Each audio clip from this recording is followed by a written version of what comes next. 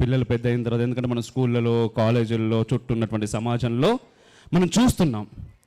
అరే ఏంద్రా ఇట్లా ఖరాబ్ అవుతున్నారు పిల్లలు, మా చిన్నప్పుడు ఎట్లుండే, మా అమ్మ నాన్న ఎట్లుండే, మా తాతలు ఎట్లుండే, పిల్లలు ఎట్లా, వీళ్ళు పెద్దగా అయిన తర్వాత వీళ్ళ పరిస్థితి ఏంది, సమాజం ఏంది ఇట్లా పాడు కాబట్టి అని మనం ఆలోచిస్తూ ఉంటాం.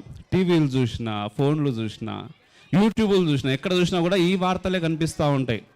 పిల్లలు దానికి బానిసయ్యారు, దీనికి బానిసయ్యారు, వాడు తిరుగుతున్నారు, బైక్ రైడ్లు పెట్టుకుంటున్నారు, జూదాలు ఆడుతున్నారు, బెట్టింగ్లు పెడుతున్నారు, ఏదో ఏదో ఏదో ఏదో ఏ రకంగా ఖరాబ్ కావాలనో ఆ రకంగా ఖరాబ్ అవుతున్నారు అనే వార్తలు మాత్రమే మనకు కనబడుతున్నాయి. అటువంటి సమాజంలో ఉన్న మనకు ఈరోజు ముఖ్యంగా మీకు ఈ సూరారం గ్రామ ప్రజలకు ఒక అద్భుతమైనటువంటి యువత దొరికింది. వాళ్ళందరికీ కూడా మీ ఆశీస్సులు ఉండాలి.